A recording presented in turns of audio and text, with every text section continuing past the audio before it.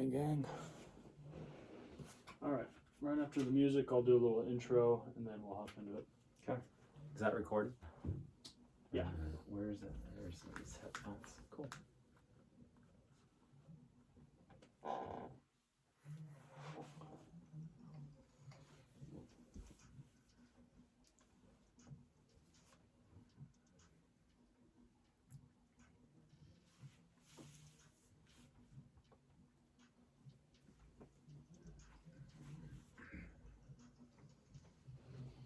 All right, guys. Welcome back. We are on episode 10 today. We've managed to get into double digits.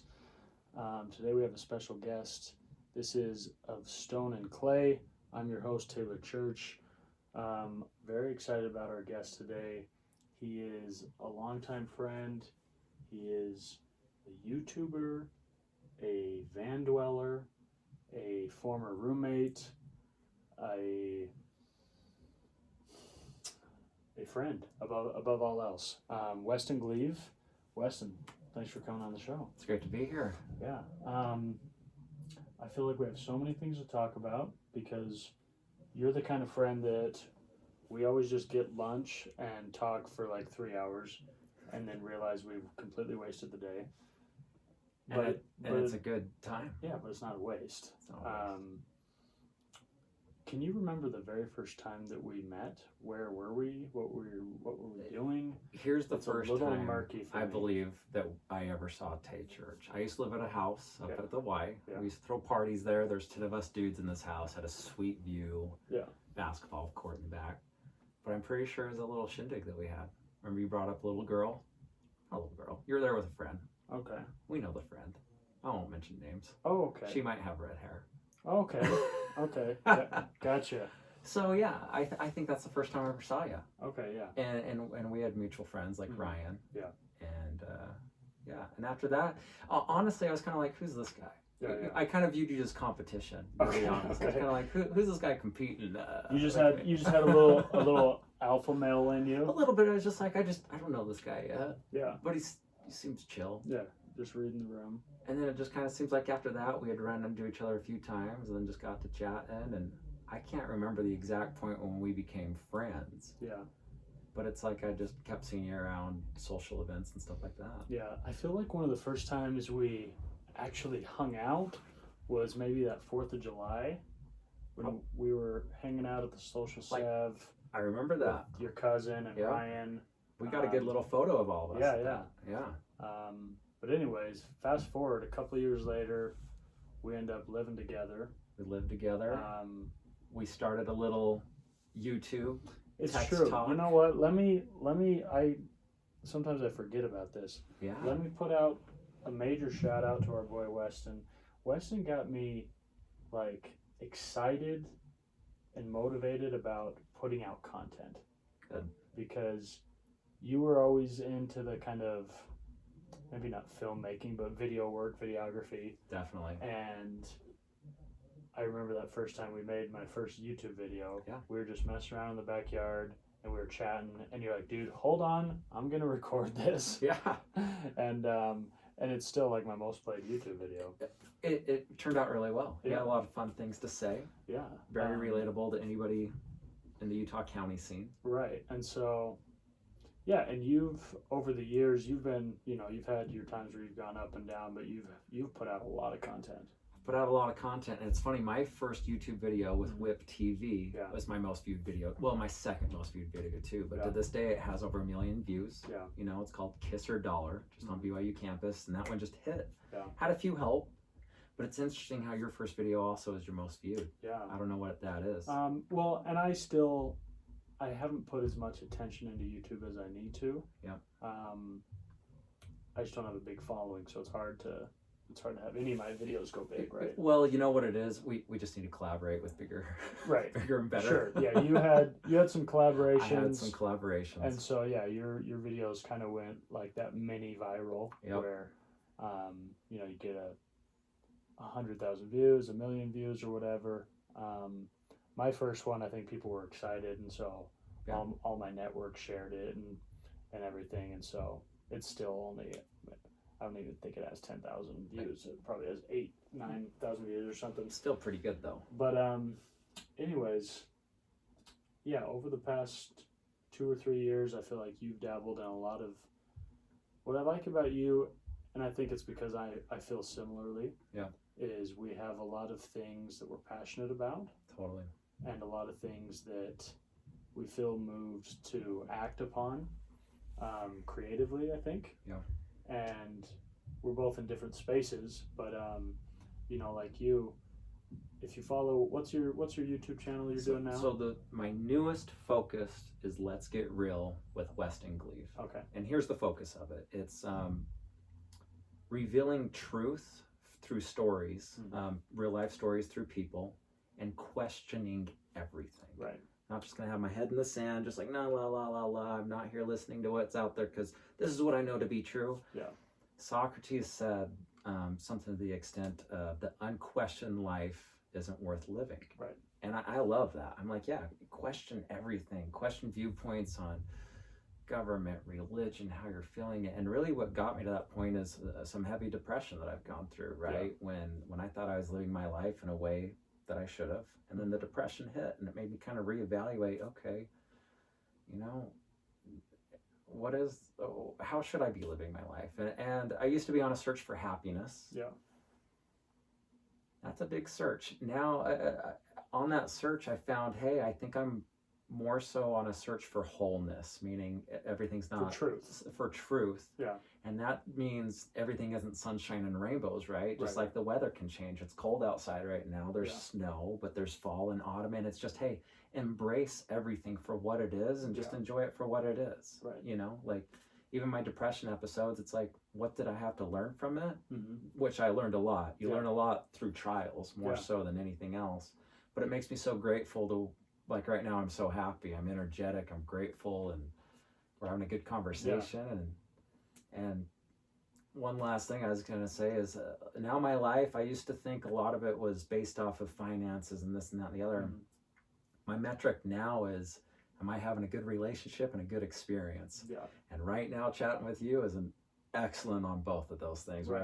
We're creating a good relationship right here, having a great experience. Yeah. So this is a great use of my time. Yeah. Right. That's awesome. So talk to me a little bit about when you first started feeling kind of these depressive episodes. Totally. Because I feel like a lot of people have them kind of here and there, and some people they're more serious. Yep. Some they're more like actually clinical. Yep. And I feel like we were kind of in each other's lives when you first started getting them bad. Absolutely. The first time I ever recognized it was actually 6th grade. Okay. I was president of my school, and I promised everyone I was going to get a Utah Jazz player to come speak to the school. Yeah. And I knew it was out of my power to do it. I was relying a lot on my dad to help me out there, which he did do his best to do it. Yeah. And that was when the Jazz was crazy famous, and it was super difficult to get him. The next year, we got the Utah Jazz Fox to come and speak, so that kind of helped me. But I put a lot of pressure on myself, on perfectionism. Yeah. I always want to do my best, right? So that was a little depressive episode. I was student body president of my high school too, and it could have hit, but I followed through on my promises. I hit them, and I had control over it. Like I built a stage in our cafeteria so we could have lunchtime, like people, jamming out. Like we had bands come play and stuff like that during lunchtime. It was fun. And a couple of the other promises, I said more school spirit, more, I forget what the third one was, but I know I followed through on those. So I did it. Once I did it, even though it was hard tasks, like I felt like, cool, I fulfilled it. Yeah. I think throughout my life, it is that perfectionism, like on my mission, serving an LDS mission, went to Guatemala. Yeah. I wanted to be perfect. Right. I felt some depression in the MTC because I wanted to speak the language perfectly. Right. And it just wasn't hitting for me. Yeah. It was difficult. So for you, the depression is usually connected to some sort of failure or misstep. Definitely. There's an expectation. Mm-hmm. I set my expectations high. Yeah. And when I don't hit it, it's like internally something happens. So that has something to do with it. Sometimes the seasons do too. Being in Utah, when the cold would hit, seasonal depression had happened. And I've spent a lot of time trying to pinpoint, okay, where does the depression come in? Because if I can figure it out, maybe I can fix it, right? My last one, which was heavy, what year are we? 2020. So it wasn't this last summer, but the summer before. So 2018. Yeah. My birthday's February 21st. That's when it hit. Lasted till about Thanksgiving. But it was dark and it was lonely and it wasn't fun. Right. Like I wouldn't wish it on my worst enemy. I slowly crawled out of it though. Yeah. I did. Started going to the gym every day. Started dating again. Yeah. And even getting some social validation through women, to be honest, really helped pull me through it. I'm like, hey, you know what? Like, I'm okay. And then just setting realistic expectations. Yeah. Honestly, just like, hey, accomplish little goals. Once you do that, like, cool. It gets you to a higher playing field. Instead of these big waves, it's like just inching up these little plateaus. It's funny, actually, I'm talking about this. My patriarchal blessing talks about reaching new plateaus. Okay. And I've never verbalized that or even thought about that until this very moment, that's kind of what that means for me. Okay, that's cool. It's like, it's kind of about finding these little tiny wins where you can. Absolutely. You know? I remember I was talking to a friend of mine a few years ago he'd just broken up with his fiance, was in a bad spot, and he was like broke, didn't have any money, she wouldn't give his ring back, was just in a bad spot. Yeah. And he was telling me, he's like, so I went to Wiener Schnitzel by myself, and he's like, and all I could afford was some chili cheese fries and a little corn dog. Yeah. And he's like, so I ordered that, and then it came out with 2 corn dogs. And he's like, and the guy, and I was like, oh, I just ordered one, man. And he's like, oh, don't worry about it.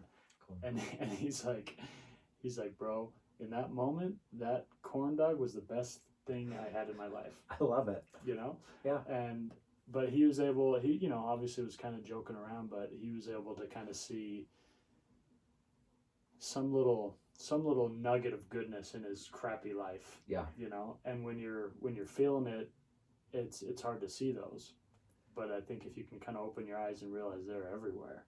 There's a million ways to get a little win here, to get a little burst of happiness here. I agree. Because like you said before, this idea of chasing happiness, you're just never really going to catch it. No. You know, like, you can get there for a while. Yeah. You can do things to kind of have a happy life. Yeah. You know, but there's always going to be setbacks. There's always going to be definitely something that runs you over. And so if you kind of more focus on creating a happy existence instead of just sort of this brass ring, this thing I need to get, I think you're better off. Well, everyone's heard the saying, you know, live in the moment. Yeah. And I've heard that forever, but now I feel like I've internalized that. For instance, if I'm with a girl and I really like her, I'm going to enjoy that moment, and I'm not going to worry about what the future is anymore. Yeah. Because she could 180 on me the next day. Yeah. I don't know, but for that moment, it's great. Our moment right now is great. That's what I love about you. We have our lunches, we have this, and it's like we haven't missed a beat. Right. It's just we enjoy that moment. And there's been, with me and you, there's been intervals of very long periods of time where I haven't seen you. A year at times. You've gone a little bit off the map. Oh yeah. Oh yeah. And you know I'm here. Absolutely, and you always have been. You know, and sometimes I know my guy needs his space. Yep. He's in a cave somewhere. Yep. And honestly, it's the best way to deal with me. Yeah. If I am in those depressive episodes, just let me be. Yeah. Just let me be. I'll pull out of it. Right. Yeah. But yeah. But yeah, it's nice to have those people in your life that you don't feel like you need something to get back in groove. Yeah. You know, it's kind of like, we don't take it personal. Well, it's kind of just like once a friend, always a friend. Absolutely. You know, and as you get older, you realize that like a lot of friendships come and go. Yeah. And it doesn't mean that you have animosity for those that aren't your friend anymore, but sometimes you've just kind of grown apart. Yeah. Somebody got married, somebody moved, people's hobbies and passions change, but it doesn't mean what you had wasn't beautiful. Exactly. You know? Remember it for what it is. Right. Take the life lessons for what they were. Yeah. And that's a great attitude, like you said, about like dating. Like when you're with a girl, who knows what's gonna happen?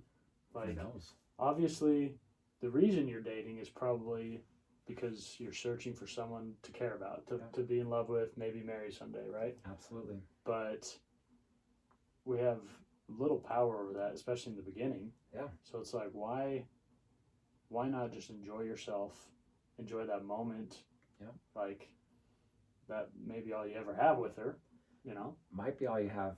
Here's what I find is when I start setting my expectations, I think we're hitting that hard. Yeah. When I start setting my expectations too high, I'm setting myself up for failure. Not to say don't set big goals. Right. Like, definitely do Sure. it.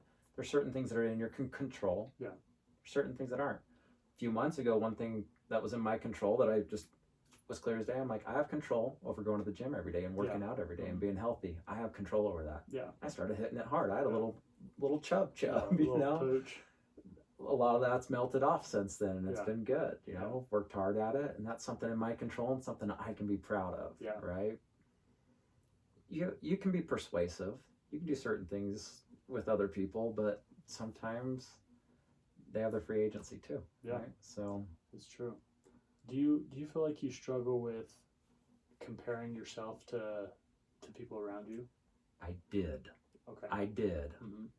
Currently, not as much as I used to. Okay. I really feel like And when you did, would you do it like career-wise, or like, oh, this person's really attractive, or this person's scoring this girl? Was it just kind of across the board? I think it was across the board, honestly. Yeah, I'd compare myself across. I think finances, as a man, for me, I always felt like finances were so important, because when you have finances, now you can take care of a woman and have kids, and people view you in this light like, hey, you're successful, right? And when that was my metric and I was falling short of that, man, that hit me hard. But when I'm like, you know what? That's not my metric anymore. My metric is, am I truthful to people? Am I a good friend? Am I having good relationships and experiences? And once I switch my metric, like, I'm happy again. It's totally a mindset. But yeah, looks for sure. I mean, I'm always conscious about that too. Sure. But I think it's more so for myself now, to an extent. I mean, I'm not gonna lie. I like a little praise. I like a little compliment. Yeah. Like, who doesn't? And you have, I feel like, as close as we are, I feel like I always feel like I see you having a new sibling. How many siblings do you have? There's 7 of us. Okay, there's 7 of you. There's 7 of us. I'm second to oldest. Because there's always like 3 or 4 of you around. We all hang out. We're all good friends. And then there's a few others that pop up in pictures every once in a while. I'm like, oh yeah. Which one's that? I forgot. There's 5 boys, 2 girls. How is it growing up having an absolute dime store of a sister? I do. That's a great question. It's been good. Well, we worked together at Vivint Inside Sales, and everybody thought we were dating. Right. She's out kissing a guy in the parking lot one day, and I'm having people coming up to me like, hey, your girlfriend's cheating on you. I'm like, my girlfriend? I'm like, that's my sister. Yeah. It's been great. Yeah. It's been really good. Well, I mean, here's some other funny stories. You know, I'll be at the gym, and certain guys only want to be my friend to get with her. Right, I mean, it is what it is. Yeah, you know, whatever. But I'm sure you can kind of sniff that out pretty quick. Sniff it out pretty quick. Certain guys, even at the gym, I'm talking with a girl, and now they're my best friend. I'm like, dude, come on, bro. Yeah. Like, what it is. Having her as a sister's been great. She's a really good, down-to-earth, awesome person, and she could take her looks to a whole new level if she wanted to, but she's just secure with herself, which is great. She doesn't need to go flaunt it. Right. You know, she does modeling gigs to get by. She's a great mother to her kid. Yeah. You know, and she's an absolute. Want to know what it did open up my eyes to is what guys will do for a girl. It's absolute insanity to me. I'm like, I'm not at that level, but at the same time, they're throwing money and these things at her, but I haven't seen a real connection with most of them either. Right. And I think most women are searching for a real connection. Certain women, I mean, with me, I'm not financially perfect right now, but I think at least I can know that, hey, they're into me for me and not for money. Right. It's crazy. I remember one time me and you were talking with her, and we were just kind of looking at her, like, never-ending Rolodex of unopened DMs. Oh, right? My goodness. There was a time it was insanity. She was getting like 50 friend requests a day. Yeah. And it is interesting to see kind of how insane the male race is. Guys, you know? And I think we don't realize it. Like, obviously, we're often part of the problem, right? Yeah. But it's like, because I'll send a cute girl a DM, and maybe she'll never open it, and I don't think about it ever again. Yeah. I kind of forget about it. Yeah. I'm like rolling the dice. Maybe she'll answer, maybe she won't. Yeah. I got nothing to lose, right? But I don't think about it from their side of things. Like, some girl that's really, really attractive, charismatic, outgoing, has a large circle of friends, the amount of dudes hurling themselves at them is just unbelievable. It's unbelievable. It's like, you know what it's like? It's like for me to like look like your sister is basically like me being pretty darn famous. I would say so. Like, not like uber famous, not like Denzel Washington, Yeah. but like I've been on The Bachelor. I think so. That's the kind of attention hot girls get every single day. All the time. Yeah. And so how do you get a hot girl? I think you get a good friend of theirs to vouch for you. I don't know. Yeah. But don't take offense if you're DMing her and she's not getting back to you, because she probably didn't even see it. Well, and it's like even if she's like not getting hundreds all the time, she's getting a few here and there. Like, what's to distinguish you from the other 15 guys that are hitting her up? Exactly. Right. So you gotta make yourself stand out, and you can really only do that in person. Yep. You know, you might be a good-looking guy, you might have a great gram, Totally. but yeah, ultimately, you got to put yourself out there. Well, what an interesting world we live in. You know, I look at my great grandparents. Mm-hmm. They lived in a little tiny town, southern Utah. My great grandpa, cattle farmer, cattle herder. Yeah. So hears about some girl in the next town. They meet up and say, "Well, let's get married and have a family, because that's what we should do to have some kids, and they'll help us with the farm." Yeah.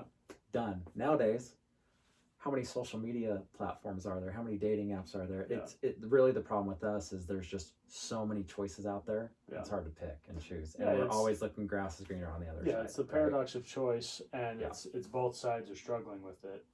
Yeah. And so it comes down to a lot of timing. You know, like Yeah. a lot of times I'll be really into a girl, but I'm like, I don't know. Like, I just met her. We've been out once or twice. I don't know if she's 8 dates deep with some other guy. Yeah. And then her ex is talking to her too. And then some new fancy man just slid into her DMs. Yep. And meanwhile, she's like the only girl I got on the line. And so I'm just like, got all my eggs in that basket. Totally. Things are going good. All right. And then so from empirical, like, experience, I'm like, dude, I can't have all my eggs in my basket. So I'm talking to all these girls. And then a girl will have all her eggs in my basket. And then she thinks I'm the player.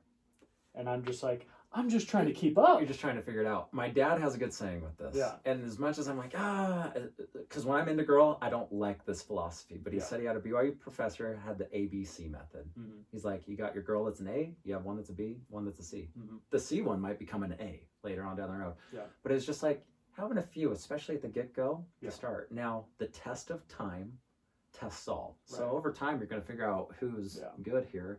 And then I always talk about the refiner's fire, right? Like certain circumstances, certain situations will just burn out the impurities, and one will rise. But I think there is something. If you put all your eggs in one basket, you're setting yourself up for failure. Well, and I feel like girls can almost smell it. They totally They can smell like it's the desperation. Yep. Yeah. Like, there's a weird thing when you like start dating someone, you become like more attractive. Yeah. Because you got this weird confidence. And you don't care anymore. When you're secure with yourself, Yeah. you're just busy doing your thing. Yeah. And if she just adds to your life, Yeah. great, that's attractive. Right. If you become this needy, like, oh shoot, I'm looking for you for my happiness, I think it's a turnoff. I think that goes both ways too. Absolutely, yeah. Yeah. But yeah, it's just, to me, it's funny how it's almost like this invisible layer of attractiveness that's added to you when you start a relationship. Yeah. You know? Yeah. But yeah, it's confidence, it's security, and people can see that on you even if they can't really verbalize why. I think so. You know, because a lot of times I'll see a girl, because honestly, especially around here, like, a hot girl's a dime a dozen. Yeah. They're everywhere. There, you go to Boss Fitness, like, I was talking to my friends, I'm like, I think I'd get with about 33.3% of women here. Like, it's pretty good. Pretty good. Yeah, there's good pickings.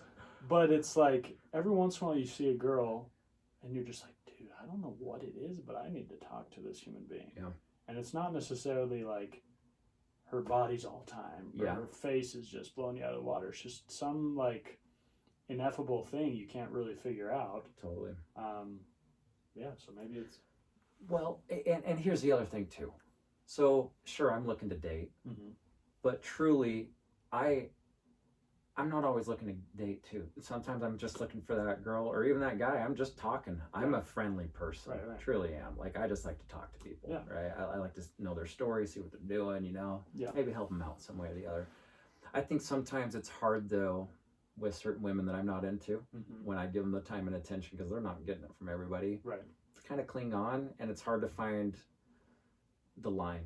Where's the line there to kind of let them know, hey, I want to be your friend. I truly, truly do. Yeah. And it's platonic. Yeah. I'm getting better at communicating that. I truly am. Whereas in the past, I didn't even know how to communicate that. It's hard because I think I'm similar, that I think we just have kind of flirty personalities. Yeah, I think so. I like to I just kind of flirt with everyone. Like, yeah, you could even say I flirt with guys. Like, you could say that about me too. I'm complimenting all the time. Right. I like giving compliments. Yeah, and sometimes I'll be like overly chatty with the chubby girl that works at the movie theater. Yeah.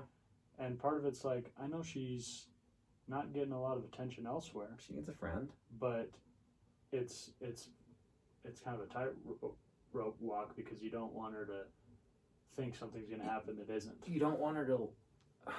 It is. It's difficult to say, because I know in your heart of hearts you want her to, feel good, have a good time, and it is, truthfully, just being a friend. Yeah. It gets hard once they leech on, or once I've had people become stalkerish with me, Yeah. really, and there comes a point where it's like, shoot, like, I do want to be your friend, I truly do, but now you're trespassing into a zone of mine, whether it's physically, emotionally, or verbally, or messages or whatever. Now you're trespassing in a zone where I've asked you not to go, and I have some boundaries now, right? Right. I think boundaries are important. I'm a people pleaser. At least I used to be a huge people pleaser, right? And now I'm learning to set up boundaries to where it's like, hey, I have these certain things that if you're trying to get here in my life, I just don't got the time. I don't like to say I'm terrible at time management, because I'm getting better, and I feel like when I say that, it like cements in my subconscious mind, like, Weston, you're terrible at time management, which I can be very good at time management. Yeah, I can be. I just got to throw it in my calendar. Like, how many times have we tried to do this podcast? Probably 4. At least 4. Yeah. And I've been like, yep, we're doing it today, and then a half hour before, I'm like, no, I'm not going to make it. Yeah. I'm doing better with time management, but just with people and back to relationships, my gosh, I think it'd be a beautiful thing. Just find that perfect woman. Yeah. Have that family. Have those kids. And do I want that? Yeah. Yeah. I truly want that. Yeah. Where is it? God only knows, man. That's right, dude. That's God's work. It is. Got to put my trust in Him a little more. Yeah, for sure. Let me ask you this: what? Because, like you've said, you're very just amicable person. You love talking to people. I know you have a lot of friends that are important to you, a lot of relationships that are important to you. What role in your life would you say that friends play? And when I say friends, I mean friends that are kind of always there. Not friends you meet here and there and hobnob with at parties. I mean, specifically guys too. Yeah. Like non-familial guy friends. What kind of role have those played in your life? Great question. For me, I can say I have a few really close friends. They're the ride or dies. They're there forever. They're non-judgmental, which that's hard to come by nowadays, right? But they really know me, and my gosh, my family are some of my closest friends, right? Which I'm so grateful for. And then I got a few good guy friends. You're definitely one of them. I'll throw that out there. And there's a couple others that I know that are always there for me through the thick and thin. Yeah. And if I ever call them up, and if I ever was in trouble or anything, they're gonna be there. And it doesn't matter what I've done in my life. They're still there for me. They're a good friend.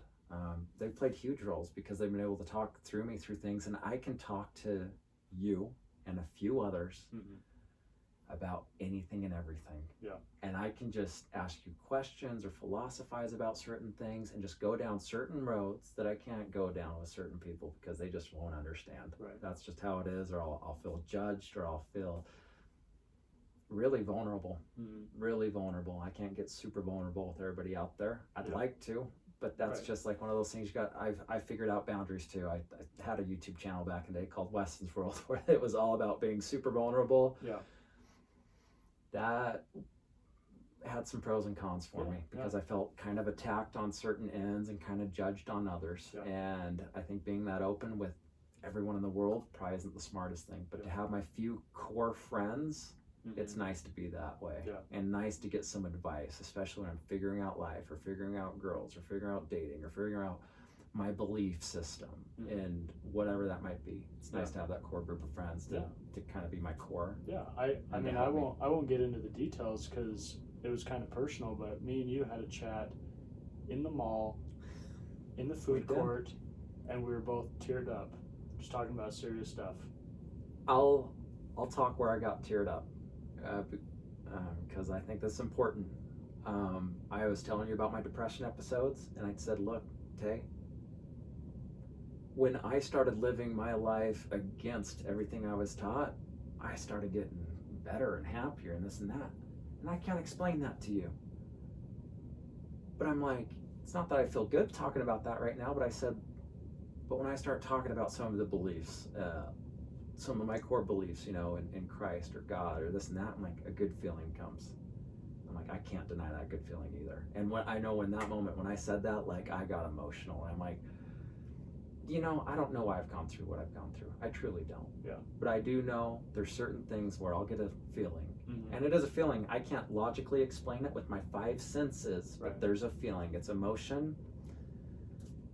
I can't go use a scientific method to say, hey, that feeling's real or it isn't. It's personal. It's a personal thing. This feeling equates to some fact. Yeah, this feeling. Some truth. Exactly. I can't explain what that feeling is, but I know it's a reoccurring feeling when I talk about certain things. Family being one of them. Get emotional or a feeling about that. And Jesus Christ is another one. Yeah. Say it for what it is. That's me. Yeah. Everyone else, you have your own human existence, your own personal life. You're all going through something. I can't tell you what you're feeling. I don't know. Right. But I can tell you what I'm feeling. And I know that is for me, right? Yeah. So it was a great conversation with them all. And I'm glad you listened to me because I was in a very emotional state on certain things. Really figuring out life. And I appreciate that conversation. It gave me a lot of clarity.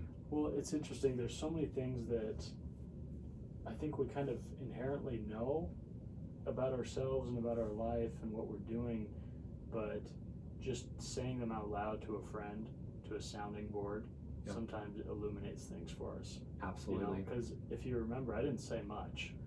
No. You know, I said a few things, a few opinions I had, but a lot of times, it's just being with somebody that you know, not only are they listening, but you know they care about what you're saying.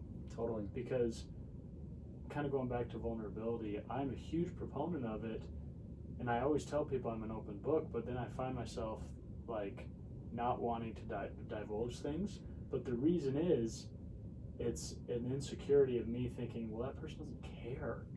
And they might not. Right. They might not. And so I'm not really super willing to open myself up unless I feel like that person, I don't really care about being judged. It's not really something I'm bothered by. Yeah. But I care about somebody just nodding their head and not really caring about what I'm telling them. Here's another thing in me in my life.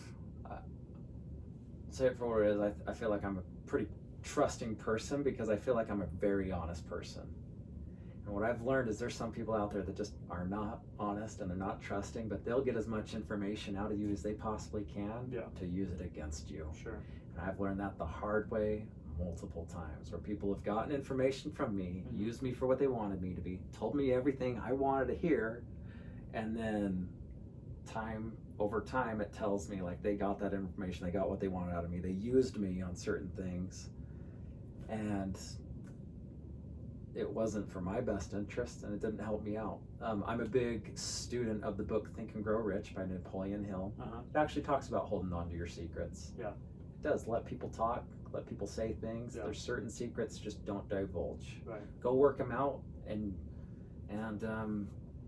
I think there's a lot of wisdom in that for sure. I mean, and there's, like you said, there's kind of a handful of people that I'll tell them anything. Yeah. You know, but it's because I know they want to hear about my life. They're invested in my life. You can probably trust them too, though. Sure. Right? They're probably people you've known a long time. Yeah.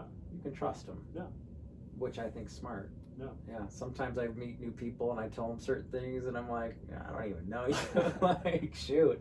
But I don't know. Yeah. Talk to me about your decision to live in a van. This is a fun topic and one I enjoy talking to people about. I love it. I know you have kind of done this sporadically. Yeah. You basically have a van that's equipped to live in. Yeah. If you want to call it furnished. Not really. Maybe a little. But it's got, it's got electricity, right? It's just regular. Okay. Let's talk about the van. So I've owned 3 vans in the last 2.5 years. I got my first van in August. It was like 3rd of August, 2018. Yeah. I think 18, or was it 17? 2.5 years, however long ago that was. Okay. And let me, before you get into it, let me paint a picture for the people not watching the video version. Weston Gleave is a handsome, what are you, 6'3"? 6'2"? 6'2". 190. He's 190. He's got a sharp jawline. He's got one of these jawlines that can devastate people. Check it out on the IG, Weston Gleave. Yeah, we'll give him a shout out after the show, but his jawline has left ripples of depression. But anyway, the reason I'm saying this is not just to butter him up, which I'm happy to do as well, but I think when people hear like some guy living in his van, they kind of picture a homely guy down on his luck that's his only recourse. Yeah. And I'm just saying this to say, like, Weston is an attractive, successful, deeply charismatic person and still decided, you know what, I'm gonna freaking live in a van. Yep. Okay, so tell me why. I appreciate that. And so I've done it for very specific purposes. Okay. Very specific purpose in mind. First off, I started thinking about vans back on my mission back in 2006, 2008. I was drawing vans like off Pimp My Ride, like, hey, I can open up the back of this van and have like a speaker system and I can be a DJ and go throw a party somewhere. So I've always kind of had this thought. A few years back, I'm out in San Diego in Ocean Beach and I'm seeing people living out of their vans or their Winnebagos and I'm going, wow, this is a lifestyle. These guys are living on a beach. Rent out here's out of control. Yeah. That's kind of cool. A few years back, I kept looking at vans. Well, I've been in the sales industry. I'm in solar right now, right? And I thought, hey, if I could get my brothers to live out of vans in San Diego, we could go park in neighborhoods. They'd go knock doors for me and I'd go close these solar deals for them. So that was kind of a thought. And I'm like, why don't I just go do that? Yeah. So anyways, I'm out in San Diego for summer living with my brother. I was literally sleeping on his floor for the whole summer, but it was good. I was here, I was 28 years old, living in Utah, getting kind of depressed. So I just jumped in the car, drove out to San Diego, helped me get out of depression, right? Just kind of a breath of fresh air. And by the end of the summer, I don't know, certain things happened, but I was looking at vans. We went homeless for a day or two, literally slept out of a tent one night, and then the next night I slept out of my car, and then the next day I'm like, I'm buying my van, I need it. And so I got it. I didn't know how it was going to be. After the first night, I loved it. Me and my brother, we slept out of it for a month, but kind of where we were is this is what my mindset with it. I can get rid of rent. Why pay rent? Didn't make sense to me when I can live out of a van. Yeah. So it freed up a ton of my time to focus on businesses, focus on relationships, focus on experiences. It's been awesome. Yeah. San Diego rent, you're thinking about, it's about $1,000 just for a room. Right. The van, how long have I lived out there in a van? I've saved thousands upon thousands of dollars. Not that I have that money, but I was able to have experiences and freed up my time. I wasn't at a job. Right. I was doing things I wanted to do. First few months were super great. Kind of fell into a depression after because I was on the beach hanging out and I got kind of lonely. Right. And part of me, I'm like, well, shoot, what's my purpose in life anymore? I kind of felt like I wanted life. Right. Because I felt like I now have shelter at all times. I have clothes. Yeah. I have enough money for food. You feel like you kind of cracked the code, and then you're like, cracked the code. Well, what now? And the code before that, it was all I want to do is make enough money to where I can live the rest of my life without having to do anything. And then I cracked the code, and I'm like, well, now I'm there. Yeah. Tony Robbins talks about, hey, you always have to have something. There's millionaires out there that go through the same exact depression. Because once they hit it, he's like, how many margaritas can you have on a beach before you get bored? Right. You always have to have something. You always have to be chasing something. You always have to have a dream. And that's where I'm at right now. I've got a couple businesses I do. Still do the solar. I have a teeth whitening business. And it's fun with the creativity. And then I have the podcast I'm starting, Let's Get Real with Weston Gleave, just real life experiences. I have music I'm doing, Weston Gleave music, new little thing. I feel like I have all these little one-offs that I do. Yeah. And they're all fun passion projects. I have a ton of time right now. Yeah. And well, here's a funny thing with dating though. People are like, what do you do? And I'm like, I don't even know what to tell you. Where do you live? I don't know what to tell you. Right. Like, I don't know. I live everywhere. Yeah. Like, I live in my van. Sure, I guess I live in Orem most of the time, and then I live in San Diego the other part of the time. I rarely know where you are. Most people don't. My parents have to call me every now and then. Hey, just checking in. Where you been? And I'm like, well, this is where I've been, and it's super fun for me. Yeah. You know. So. You get a lot of people that say, oh man, I wish I could do what you do. I get a lot of people that say that. Yeah. I got a lot of guys that say that. A lot of women are like, I can't do it. A lot of guys are like, what you're doing is awesome. Yeah. And one question I get, well, here's the questions. Where do you shower? And that's simple. I shower at the gym. I have a Vasa Fitness Pass or 24-hour Fitness Pass. Yeah. Gyms, and they're all over the place. Right. It's super great. Yeah. What's great is I can be in Orem one night. I can go up to Salt Lake and hang out. Instead of driving back, I just sleep up there. Right. Or I can go up to Park City and sleep up there. I can go to St. George and just sleep down there. Yeah. Right? It's great. Yeah. I'm not confined to any one area. Right. It works for me. Yeah. It's not for everyone. Sure. Yeah. So that's it. A lot of people ask how it affects my dating life. My dating life has gone up. Right. I've been able to date a lot more girls this way. Maybe they care about it, but I think the most thing, they're just like, do you have stability in your life? I think women want stability. Sure. The fact of the matter is, if I got serious with a girl, I'd go do what it takes to have a home so we could have kids and definitely raise them in the house. And maybe down the road, you guys get an RV. Which would be fantastic. Do a similar thing. Right? And I'll always have a van. Yeah. Because it gives me freedom. I think an overlying thing, I love my dad, okay? Just been very controlling my whole life. Yeah. So having the van, I feel complete freedom. And no control from anything. Right. Nothing can control me anymore. Money can't control me anymore. Yeah. A little bit, but not where it was, because I know I have shelter, I have transportation, I've got clothes, I've got a place to sleep at all times. I'm not worrying about a rent payment or a house payment. Like I'm good. Yeah. You know, like feel pretty solid for me. Yeah. And it lets me work up and just do what I want to do when I want to do it and how I want to do it. That's awesome. It's fun. I was telling a girl the other day, she was kind of asking me about my life, and she's a school teacher, and she was like asking me about, she's like, what does a normal day look like for you? And this is just like a question I feel like a lot of people just ask when they're getting to know you, and I'm like, I don't have normal days. Yeah. All my days are different, and they depend. As are mine. They just depend. Yep. And she's like, well, what do you mean? What do you usually do? I was like, I usually do something different. Yeah. And she was really struggling with the answer. And I was like, here's the thing. Obviously, you and me are very different, because I can already tell from your line of questioning that you need stability and routine in your life. And I don't. And of course, there's a certain level of stability that everyone needs, and that everyone will be happier with. For sure. But I was like, I'm kind of all over the place. I'm running this podcast. I'm doing YouTube videos. I'm a writer. I'm trying to get my 3rd book published. I play semi-professional spike ball, for goodness sake. And you're incredible at it. I wait tables at night. Like, my days are very different, and I like it that way. I love it. Because for me and my personality, any amount of monotony just crushes my soul. Me too. It really does. Me too. And, I've had friends over the years offer me a lot of jobs at like I have. Right. Come sell with me. Right. But also 9-to-5 jobs. Yeah. Right? Come work at this company with me, come be in sales, come do this. And I'm just like, they're like, the money's nice. And I'm just like, yeah, but I would kill myself. Yeah, you get depressed. It's not you. Yeah, it's just not me. And who's to say down the line that's not where I'll be? Yeah. But I don't think so. I don't think so either. And here's another thing.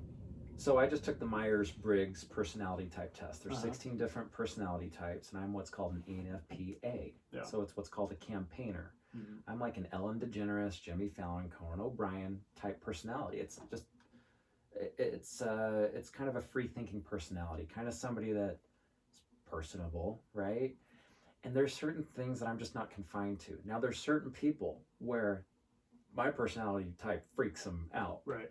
And I'm not attempting to convert anybody to be my personality type. Right. You're just saying this is what it is. This is me.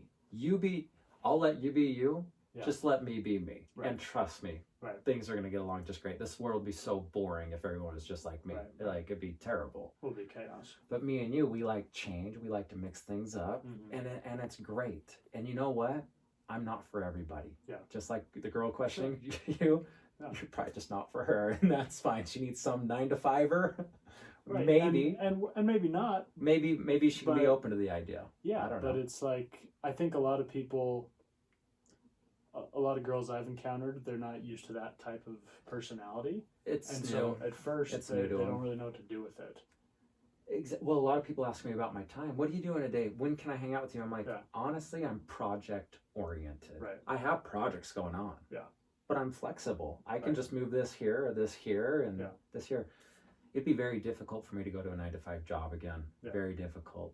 There are certain jobs that I think would work out very well for me. I think acting would be great for me, or modeling could be good, which I'm dabbling in. Yeah. Because that's project oriented. I could go work on a set for 3 months straight. Yeah. Fantastic. Yeah. That'd be fun for me. But if I knew I had to be there for 5 years straight, I'd be like, oh, that's a little different. Now you're taking a lot of my time in life, and I have other things I'm working on that I'm passionate about. Yeah. So I have to have my time and freedom to go do that. And I think we're lucky that we are this way living in the time we are, because I think if it was 1979, we'd be struggling. You know, just because we'd be farmers or hunter-gatherer types or whatever we'd be at that time.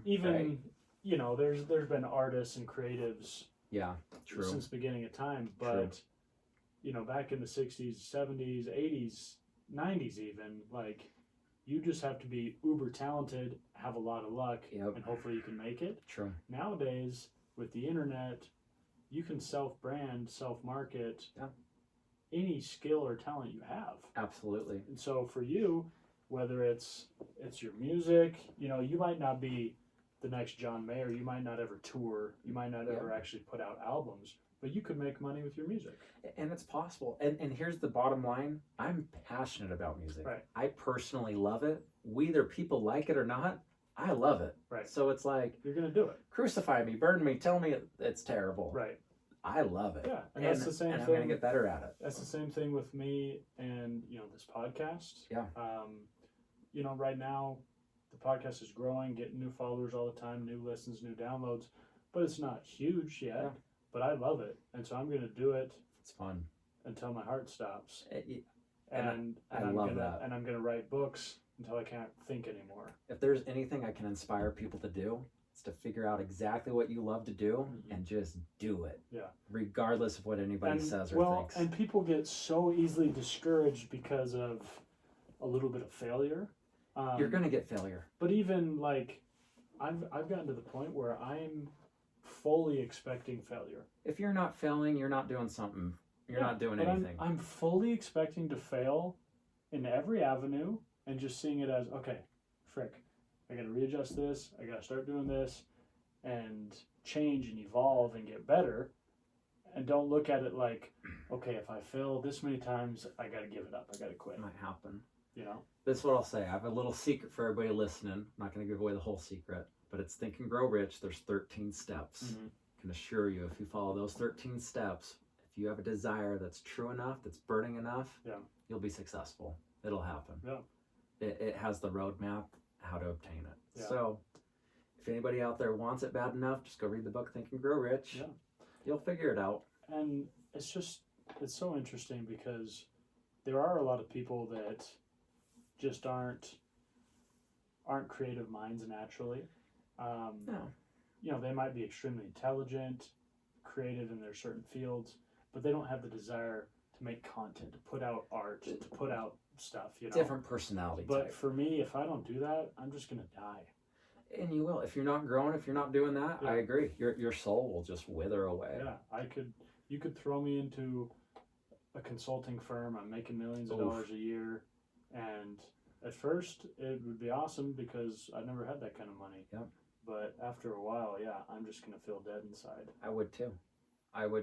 It would be the monotony. Now, you want to know where that would change for me though? Is if I had experiences and relationships in that consultancy firm. Yeah. That were just incredible. Right. So I'm making my money and I'm having cool relationships and experiences, Right. and now I'm like, okay, this is a great spot for me to be. Yeah. But I also like my time and freedom. So I think if I was stuck at a place, like required to be there, Yeah. man, it'd be difficult. It's kind of like, have you ever seen the movie Butch Cassidy and the Sundance Kid? By chance? Kind of an older Western. It's kind of fun. So the reason I mentioned that, like my family, they call me Sundance. So he's getting hired on by a guy to basically help him as they're moving money on a horse from one spot to another. They want to know if he can kill a guy. If they get mobbed, are you good with a gun? So it's like, go shoot this rock. So he pulls up his gun, he goes to shoot, and he totally misses. And the guy's like, you're of no good. Yeah. Sundance is like, can I move? He's like, yeah, you can move. He moves and he starts shooting the rock and just boom, boom, boom, hits it. Yeah. And the guy's like, well, you're hired. Right. And all he had to do was move. He's different. He's not rigid. He's not stuck in a box, right? Yeah. And that's why my family always refers me to Sundance Kid. He's like, you're just not stuck in a box. You have your own skill set, your own ways of doing things, and it works for you. Right. And that's what I would say to everybody out there. Go figure out what works for you and then do it. And I think I talk to a lot of young people that struggle with this. And I tell people, like, you got to chill out because it's really, really hard to know everything you want out of life when you're 18, when you're 19.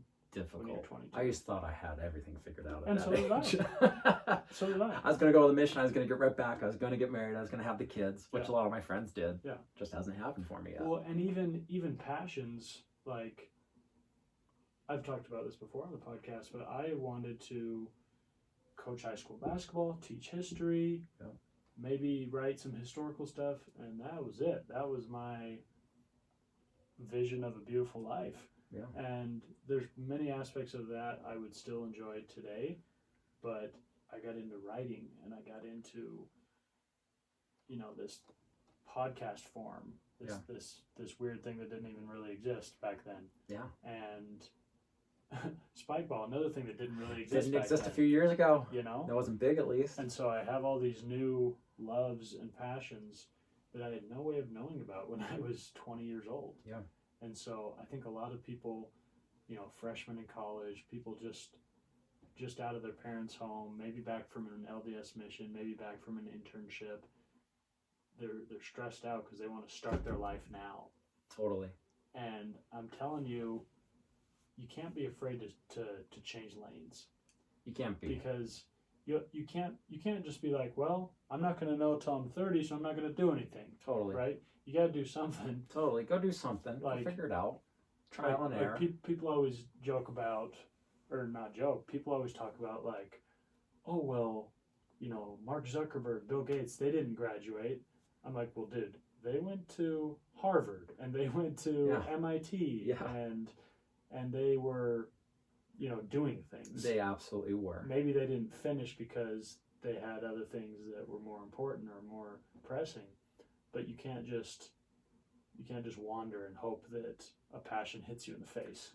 I agree. And here's another thing I would say: if you want to do something, just get started and start doing it. Yeah. Don't spend your whole life planning. Right. Like, do plan. Yeah. Have organized planning, but sometimes you just do it. Well, dude, just go for it. I planned, quote unquote, this podcast for like over a year. Yeah. Because I was worried about the theme. Technicalities. I was worried about, like, what exactly do I want to talk about and what kind of guests do I have and where am I going to do it? Yeah. And I was like, well, I can't do it just in my room. But you can. But here I am. Here you are. Right? And I was like, I don't know anything about, like, tech and the sound engineering and stuff like that. Yeah. And I still don't. but I'm going to get better at You're it. figuring it out. I'm meeting people that are helping me. Yeah. If you didn't know, anything is on YouTube. You can look up how to do it. YouTube's a great tool. And so when I really like put my foot to the ground and said, okay, I want to launch this podcast, I did it in like 4 days. Incredible. And we kind of talked about this a few months back. Yeah. Our little pizza meeting. Yeah. Right? Yeah. We just kind of chatted. What are our goals? It was right after a breakup for me. Yeah. And I wanted to take over the world. Yeah. And I still do. Yeah. Or at least build my little empire in it. Sure, yeah. But it is. It's just planned, and then it's finally doing it.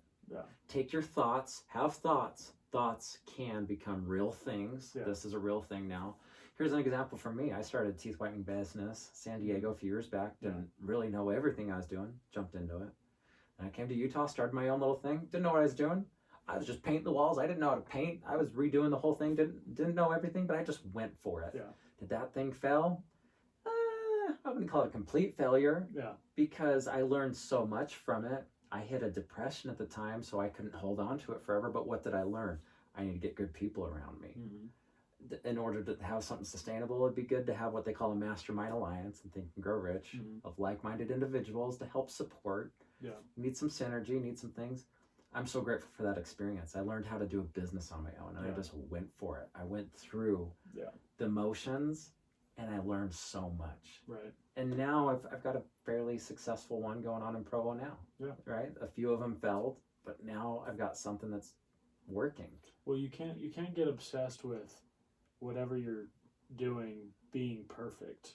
Exactly. And my thing was, I was like, well, I don't want to launch an episode until the sound is just right. Yep. Until I have the best name for the podcast, and I have it all these things lined up just perfect. But I'm like, dude, my best episode might be episode 310. It just might be. Look at Joe Rogan. Right. 10 years into this, I didn't even know about him until a couple of years ago. Yeah.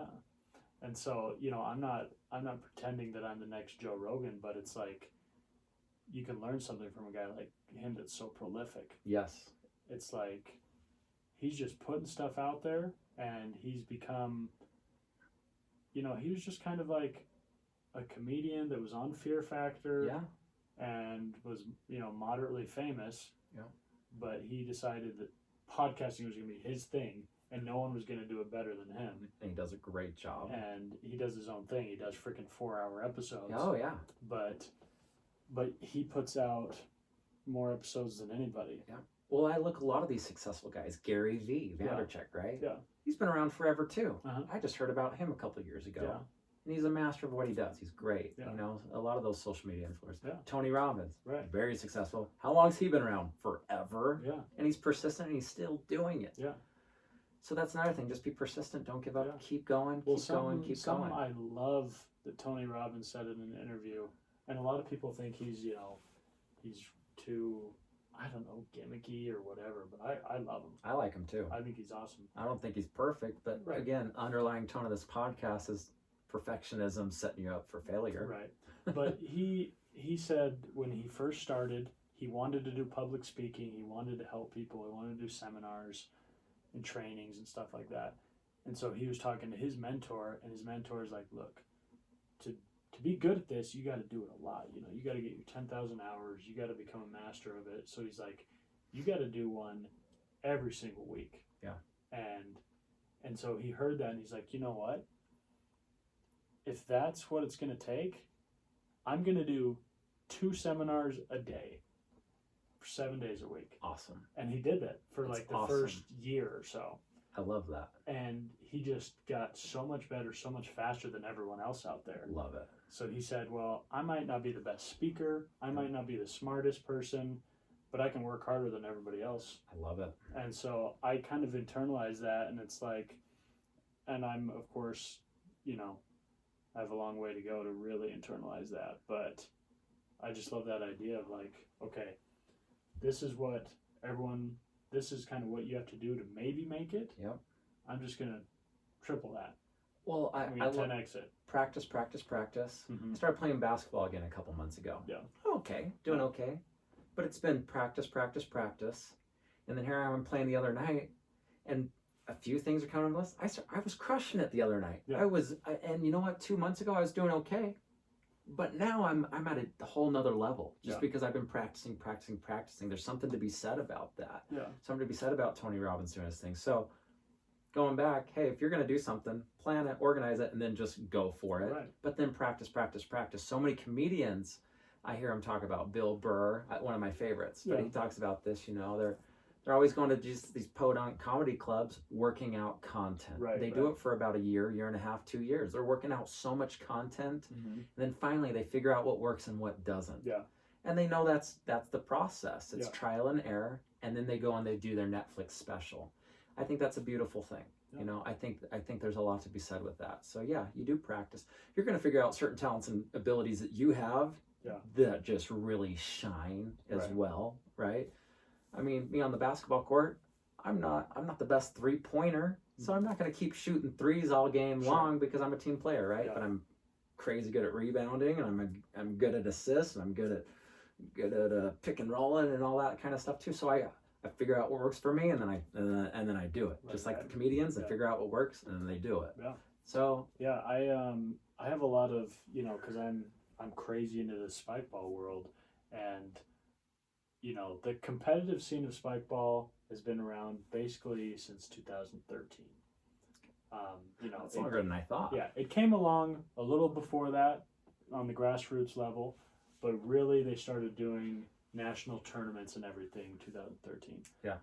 I started playing the very end of 2016, but didn't start playing competitively until the end of 2017, right?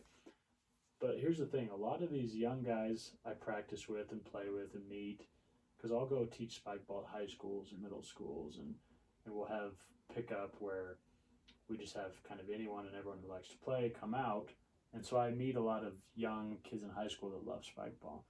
And a lot of guys will ask me, like, dude, you've only been playing for two and a half years. Like, how are you so good?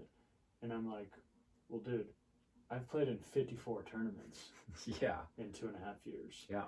And, because I was talking to a kid the other day, and he's like, yeah, dude, I just don't get it. Like, I've been playing since 2015, and you're so much better than me.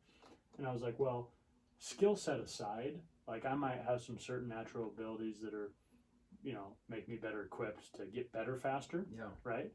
But I'm like, how many tournaments have you played in? He's like, oh, like 3 or 4. Yeah. I'm like, well, yeah, dude, I'm obsessed. Yeah, I've got 50 more tournaments on you, boy. Yeah, and I was like, here's the thing, I don't expect everyone to take it as crazy as me. Yeah. But if you want to get to that level, and there are guys, better than me that have probably played a little bit less, but they have some natural abilities that maybe I don't have. Totally. But I realized, hey, I'm pretty good at this. I'm not the best all time, but I think I can get close to the top if I work harder than everybody. I agree. And well, that brings up another story that I like. There's this picture and there's a test being given, right? Mm-hmm. And the test is climb to the top of this tree. And who's in the picture? There's an elephant, there's a tiger, there's a monkey, and there's a fish. Yeah. Who's going to get to the top of the tree? The monkey's going to get there. And it's the same test. They're graded on that. But with just coming back to the spike ball analogy, and this is what I'm getting to, is, hey, everyone has different talents and abilities. You might be a fish, and who knows, maybe you want to be the best spike ball player in the world.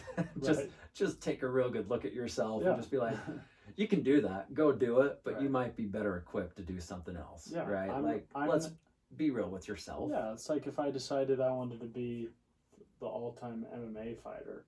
Exactly. It's like, dude, I'm gonna get murdered. I would too. And I might be passionate about it. Yeah, I could, and I honestly could work harder than anyone and train, but I would just get beat to a pulp. And for me, maybe I say I want to go be the best mathematician on the planet. Right. Math just doesn't work for me. So I go work it, and people are going to be flying past me because they were just born with that ability. Right. So it's like, I kind of like communicating, talk with people, just being a helpful person, and maybe I'll go hone in on those talents, right? And but I mean, bless the world in that way. If you got a lot of joy out of doing math, if I got a lot of joy out of it, that's a different story. Then who cares that you'll never be the best? Then who cares? Now I'm going to be the best for myself, which there's something to be said about doing things for yourself too. Self-love, right? Yeah, and for me, my personality, I think I'm so competitive I naturally don't like to do things that I'm bad at. Yeah. So yeah, likewise. Even things that I'm like mediocre at, like for instance, wakeboarding. Okay, so I can get up, I can stand up as long as I want, go across the wake, maybe do a little hop. Yeah. But I just haven't done it enough to be good. Yeah. To do any tricks. Yeah. And I don't really have the stones to like go out there for a day and just beat my face against the water trying to learn a backflip or trying to learn this or that. And it's because I didn't grow up with a boat. Yeah. You know? And I maybe go once a summer. Totally. But I don't love wakeboarding because I'm like, I know I could maybe get good at this, but I don't really care to. Yeah. And so I kind of just stay away from it. Well, you gotta, and here's another thing, just like you say, you didn't have the boat. There's certain things that are at your disposal, though. For instance, spike ball. It's at your disposal. It's right then and there. Like for me as a kid, I had some rollerblades, and I loved it. I'm watching X Games, and I went and I rollerbladed every day. We built a grind rail out front, and I'm out there doing tricks on the grind rail every single day, and I loved it, regardless what anybody said. It was fun. And then I'm jumping stairs. Now I'm in a competition. I actually won my first little competition. Okay. It was fun. Yeah. The Proving Grounds in Pleasant Grove. Okay. It's a fun little skate park. But that's just it. There's certain things that might be at your disposal too, and certain things that aren't. Look, if you don't have a ton of money out there, and you want, I don't know, you want to be a wakeboarder in a boat, and you just don't have it. Well, I don't know. Maybe that's just not at your disposal. Right. Go take it. Some things there are. Maybe go make a friend that has a boat. Yeah. And try and use his boat too. Well, have you ever read any Malcolm Gladwell? Don't know if I have. So he wrote The Outliers. He wrote a lot of stuff. I've heard of that book. The Outliers, he talks about, these titans of certain fields, he's like in sports, your Michael Jordans, your Wayne Gretzky's, and then he's like, in business and tech, you got your Bill Gates and Mark Zuckerberg's and whatever. And he's like, and everybody thinks that it's these guys that are either just the smartest guys in the world or the most talented guys in the world. And he's like, but it's also a little bit of luck, like you're saying, what's at their disposal. Totally. Because he's like, yeah, Wayne Gretzky is an amazing hockey player and had those natural gifts, but he grew up in the right era. Yeah. He grew up in the right place in Canada where he could easily get on travel teams and the best teams. And he was at an age, his birthday was at just an age where he was the oldest guy on the team. And so he was the biggest kid on the team. And so he scored more goals. Yeah. And so then he got picked up for the other traveling teams. And he said, a lot of things in life you need, you can work as hard as you can and be as talented as you are, but the absolute outliers of their fields, they have all those, plus they have a little bit of luck. They have a little bit of luck. They were born in the right time, But look at it. They took advantage of what was around them. Right. So just start with where you're at. Wherever you're at, what do you have? Like I always think to myself too, if I had the better computer out there, I could do better videos and I could do better this. But it's just like, just start with what you have and do the best with it. Yeah. And then your stuff will speak for itself, and then you'll eventually have enough money to have the best camera and have the best computer. Exactly. Yeah. Or collaborate, be with people that have it, and work off that. Get creative. Yeah. Creativity is a big one of the things that you can have to obtain whatever you want. Right. There's creative ways to do things. Oh, for sure. Think outside the box. Yeah. I've my first 2 books I put out, I was like, I didn't know anything about the publishing industry. Yeah. I didn't know if I was even a good writer. I just knew I liked it. You're an excellent writer. Thank you. I'm trying here. Okay. And I laughed all the way through it, and I read it cover to cover in one sitting. And it took me a few hours, and it was incredible. Great book. I appreciate Shout out to that. But at first I just had a blog I started and some positive feedback, and I enjoyed it. I've been writing in journals since I was a fetus, so I was like, all right, I'm gonna go for it. But I was like, dude, I don't have an agent. I'm not connected in any writing circles. I don't have, an MFA. I'm not classically trained in literature or English or whatever. But I was just like, you know what? I did my research online, and I was like, dude, I can self-publish. I can put out this myself, and it might be trash or it might be great, But either way, it's a stepping stone. Absolutely. And it got me to where I am today, where it's like, I don't want to keep self-publishing. I want to get published traditionally, and I want to eventually sell thousands and thousands, millions of books. But I don't think I would have ever gotten there. I mean, I'm still not there, but I don't think I would have even had the possibility to get there if I hadn't have said, you know what, screw it, I'm just going to self-publish this. Yeah. There might be some grammatical errors. Yeah. There might be whatever. I'm just going to do it. And you've grown so much from that trial and error. You learn what worked, learn what didn't, and go on to the next. Yeah. I had my first book. I ordered I published it with Create Space. They're like a sister company of Amazon. They just do print on demand. And it was funny. I had my first, I forget what it's called, like a sample book or whatever they send you just to make sure everything's right. And then you say, okay, this is good. Make it live. Yeah. And I flipped through it and I was like, oh, this looks great. And then I had somebody else flip through it and they're like, dude, it's half the book's in a different font. I'm like, what? Interesting. Yeah. And I hadn't realized that for whatever reason I had started a new Word doc and it was in Helvetica instead of Times New Roman, and they're very similar fonts. And so I was like, dude, I almost published a book in two different fonts. That's incredible. That's hilarious. But yeah, you learn these things along the way, and I was super embarrassed, but I had my first edition, there was a few typos or grammatical errors. Yeah. And I was just like, but I realized, you know what, it's easy enough to go in when you self-publish it, fix everything you want on Amazon, and just put out a second edition. Yeah. And so that's what I did. Yeah. I changed the cover, changed a few things, added an afterword, and what started as embarrassment and kind of shame, I was like, man, maybe I'm just not cut out for this. I was like, big deal. I made some mistakes, had some mini failures, but I'm just going to move on and keep going forward. A couple things come to mind when you talk about that. One, I think about mentorship. Mm-hmm. So I know me and you, we've had a lot of trial and error, and I would suggest anybody just go for it too. Yeah. But the other thing too, go find a mentor. Yeah. If you want to be really good at something, a business owner, a basketball player, whatever, go find somebody that's done it. Yeah. And have them mentor you, or persuade them to mentor you, Yeah. or even maybe pay them to do it. If you want to be the best dancer in the world, go find the best dancer in the world or somebody you look up to, and then just follow what they do. On YouTube, I bet you could do a lot of that too. Go find somebody that you want to be like, then just figure out how they got there and then go do it. So that's one thing, mentorship. Second thing, I always tell everybody we're in our own little bubbles. We're in our own little worlds, and people can see inside our world, and we can't see ourselves the same way. It's just like your book, right? Yeah. You're in it, you're doing it, and it took somebody else to look at it, tell you, hey, this is two different fonts. It's like, oh my gosh, right? So with that, I just gotta always look at myself and say, look, I know I'm not perfect by any means. It's a humble pie, but I want good friends around me to kind of let me know how I'm doing. Yeah. I'll go look in a mirror too, so I can look in a mirror and see me face to face. But sometimes I need other people to kind of tell me and point me in the right direction. I think if I have enough people kind of telling me, hey, Weston, this is going on in your life, I got to listen to that because it's a reoccurring thing, and maybe I want to tweak my life in a way or not, right? Got to be open to that. Do you know my buddy Jace Crawford? Oh yeah, I love Jace. So listen to what Jace did.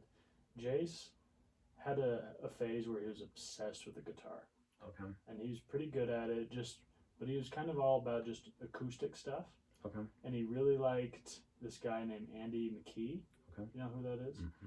So he's one of these guys that has one of those big weird guitars and just really fancy and just does all sorts of YouTube just cool stuff. Yeah.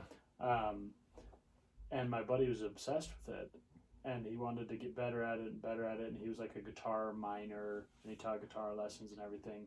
And this was kind of before he decided he for sure wanted to be he's a PA now. Okay. But he was kind of struggling with his future when he was in college and his passions, and so he found Andy McKee on YouTube, messaged him, and said, if I fly out to New York can you work with me? Awesome. And he responded and was like, sure, if you're out here, I'll meet up with you. And so he took a week and went out there and worked with him, and it was kind of a mini little apprenticeship. Yeah. And I think, eventually, for whatever reason, he that passion kind of fizzled out a little bit. Yeah. But he just went for it. And I love that story. He just went for it, reached out to him. We live in a social media age too, to where it's easier than ever to reach out to whoever you want to. You can figure it out. Yeah. What a great story. I love that. He knew what he wanted. Yeah. Went out there, went for it, got mentored by him. Yeah. And maybe his passion did sizzle out a little bit, but at least now he knows. Yeah, yeah. Now he knows. I think he took rest. That passion to the extreme dead end. Yeah. Right. He got there and was like, "This is as far as I could have taken it." I saw like what my potential was. Yep.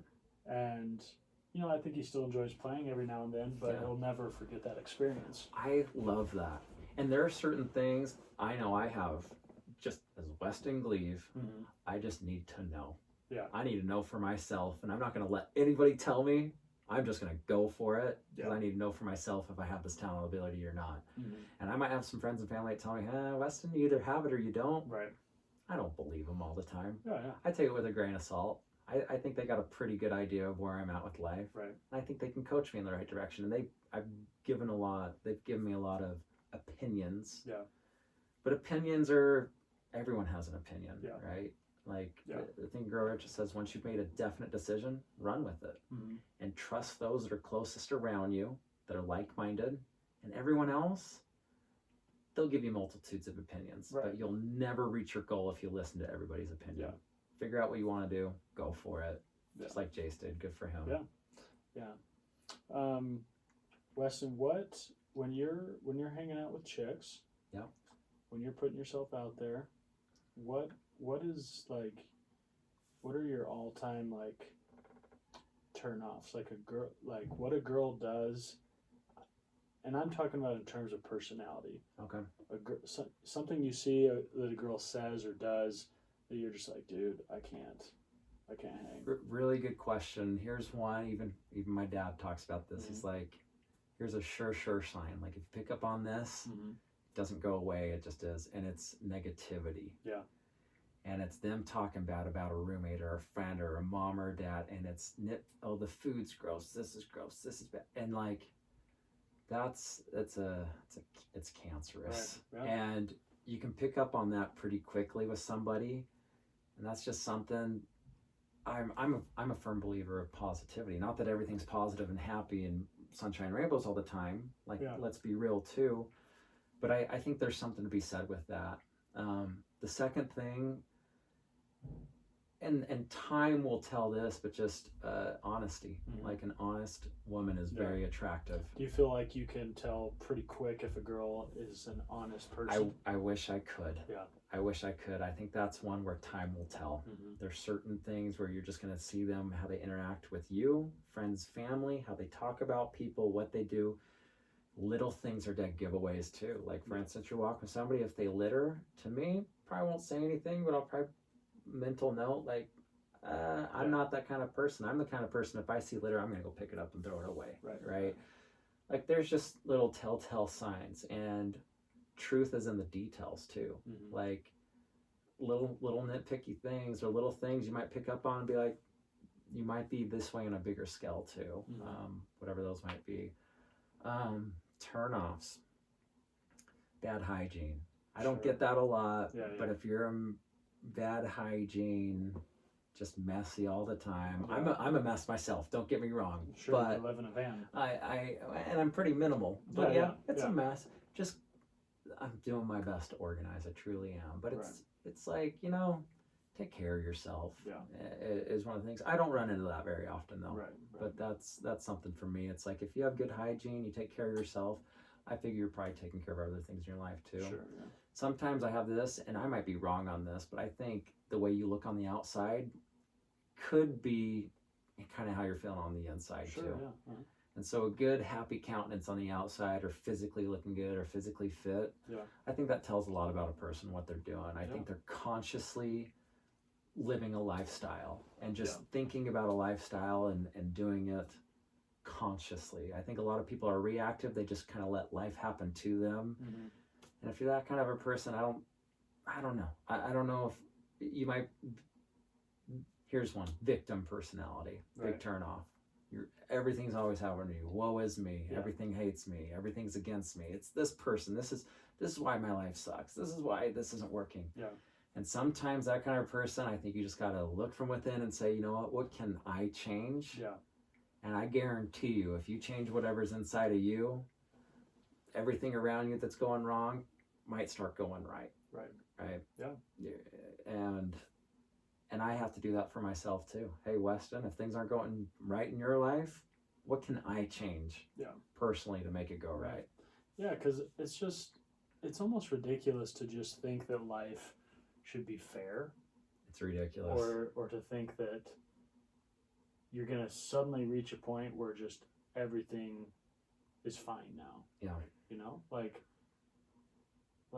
life is just crazy and unpredictable. That's fine. It's chaotic. And the sooner you can realize that and realize like, hey, I might be a victim of many things, but what's the point of having that be like what defines me? Totally. What's the point of wanting to be a victim or wanting to feel like you're always the bad guy or everyone is trying to get you, and maybe a lot of people are trying to get you. Maybe you have been the victim of a lot of bad things. Maybe so, but I'm not going to say I've never played that card because I have. Yeah, being real. But that doesn't help you.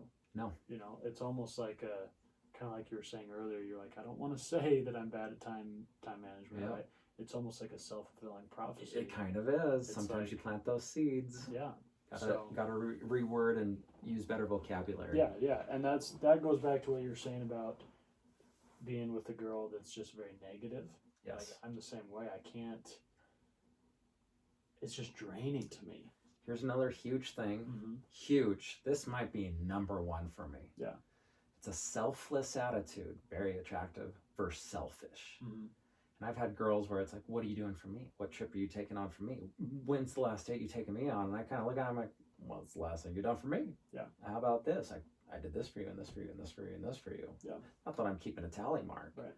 But I think if both parties come into it with a selfless attitude, how can I fulfill your needs and how can you fulfill mine? Yeah. What a beautiful thing. Well, what are your beautiful. main love languages? I think most men, but for me, and all five are important. Right. To be honest, it's the quantity of whichever five that I need the most. But what I need the most of is probably words of affirmation. Physical touch is probably what I need the most of. Quality time. Quality time. Don't confuse it with quantity with me though. Yeah. Quantity. Some women just want to be around all the time, and they think that's quality. It's not. Like that's a really good point, because I think when talking about these love languages, that kind of goes unsaid. Yes. I think quality, it's when we're together, we're enjoying the time together. And when we're apart, go do what you need to apart. Like I need a lot of time for myself, time with my friends, time with my family, time at the gym, time doing my business. But then when I'm with the girl that I want to be with, I just like being with her. Like it's like we're both good on our own, and when we come together, it's icing on the cake. Right. That's the way I view that. Yeah. Acts of service, I'll just finish it real quick. Yeah. Actually pretty important to me. Okay. I didn't think it was until recently. When I'm being served, I feel super loved. Right. I really do. Yeah. And then gifts, don't need it all the time, but every now and then a thoughtful gift is kind of nice. It's just like, wow, like could mean a lot. Yeah. But yeah. Yeah, this girl asked me the other day what my love languages were, and I was like, all of them? Give me all of them. All of them. All of them. All of them all the time. Yeah, I'm a needy person.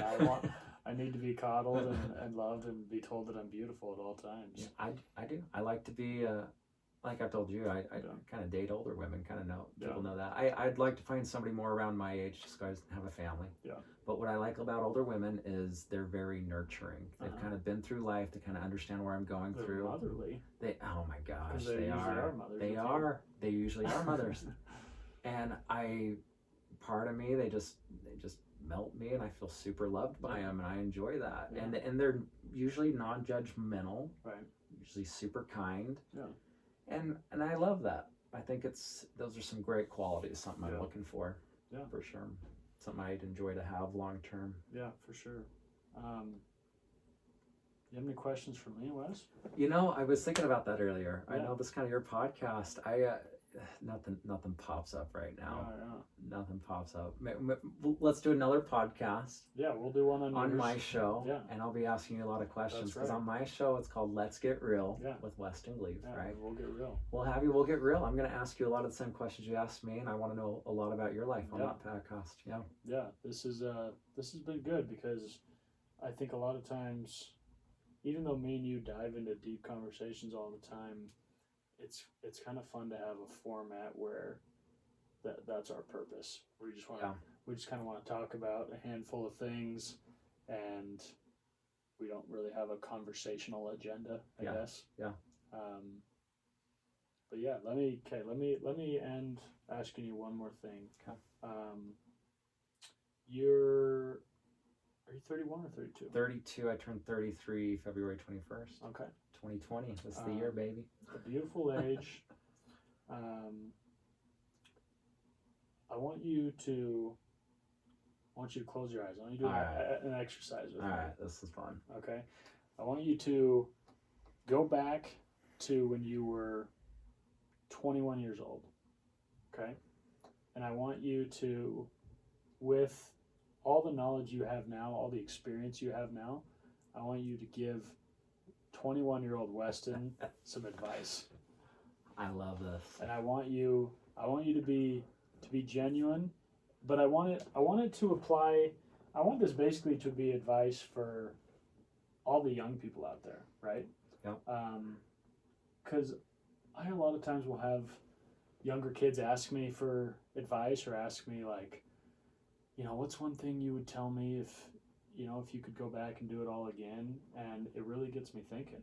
Yeah. So I wanted to ask you, what would you tell your 21-year-old self, and maybe any 21-year-old out there, any 18-year-old out there, or 14-year-old? Because I know you've lived a lot of life in 32 years. You've experienced a lot of things, seen a lot of things, felt a lot of heartache, experienced a tremendous amount of pain. And not that you have all the answers, but what would you say to that person? I love this, by the way. So 21-year-old Weston just got off a mission from Guatemala. The happiest day of his life was coming down the escalator in the Salt Lake City airport, and he broke down and cried seeing his family there. 21-year-old Weston went and did some sales the rest of that summer out in San Francisco with his brothers, then he went to BYU.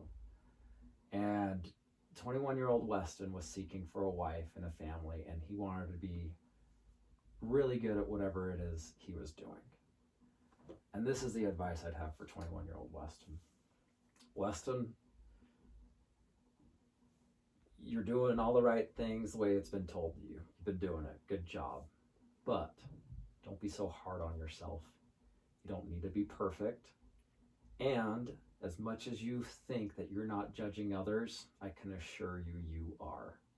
Just because you're living a certain amount of, or living in accordance to what you think is true, doesn't mean that everybody sees life the same way you do.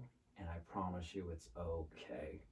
They're good people, and you're gonna have to go through some hardships to actually learn that. It's unfortunate, but some of the depressive episodes that are about to hit you in the near future, which I wish you didn't have to go through, you'll love everybody.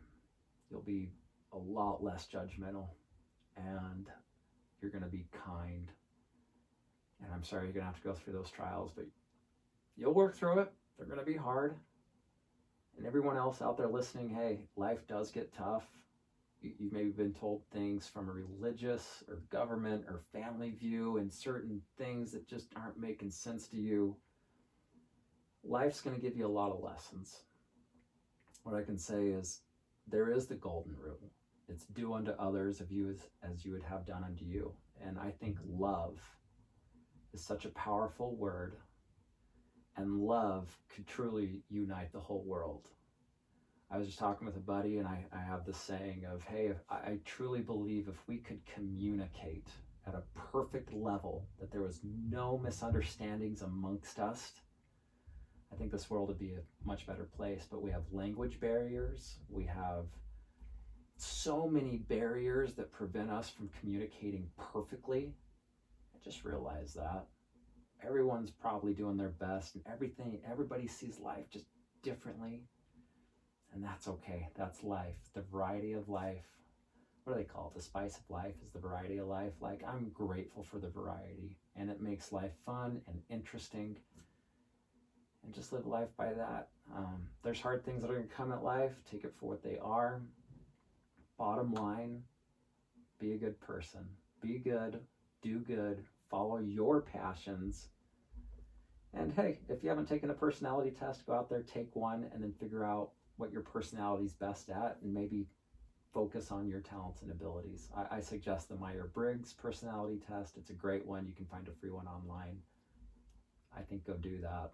And follow your passions, follow your dreams, go do them. And truly enjoy life. And as for me, what fulfills me, I know experiences and relationships fulfill me. Go and have as many experiences and relationships as you possibly can, because I think that's a great thing. Focus your time and talents on that. Wow, Weston, great words. Thank you. I appreciate you. This was good stuff. Thanks for being on of Stone and Clay. Like I said, this is our 10th episode.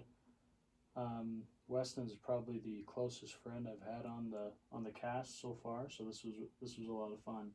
I feel like I know you better. I feel like I know you better. Well, I appreciate you letting me talk. Yeah, I appreciate it. Yeah. So anyway, I've been terrible about this, but we did record this on YouTube. Going to put these out on YouTube, so stay tuned for those. If you feel like it, rate and review the podcast. But mostly, if you enjoyed it, tell a friend about it. Go tell a friend that listens to podcasts, who's commuting to work or whatever. Send them a link. It's on Apple Podcasts and Spotify podcasts, and it'll soon be on YouTube. So appreciate you guys. Appreciate the support. Like I said, the podcast is growing. I'm getting new listeners every day, new downloads every day, and I'm really excited. Had my first week where we didn't record an episode last week, which was a bummer, but we're looking to put out an episode every single week, so stay tuned. We got a lot of fun guests coming up. So rate and review, like us, follow us at Taylor Church 44 on Instagram. Weston, what's your stuff? The best place to find everything, go to Weston Gleave, WESTON GLEAV as in Victor E. I'll have posted on my Instagram everything else I'm doing, whether it's my podcast or music or Perfect. Video or whatever. And when can we expect the podcast to be launched? I have a YouTube episode up, Okay. but it's not in podcast format. Okay. But on YouTube, it's Let's Get Real with Weston Gleave. Should pop up. But you're looking to launch soon, right? I'm looking to launch soon. I'm looking to launch, let's say by my birthday, February 21st. Hopefully Perfect. sooner, but Perfect. I think by then should be up. And hopefully I'll be invited on the show. Oh, you will be. And it'll be great. Okay. Appreciate it, guys. Everybody have a good week, and know that Daddy loves you.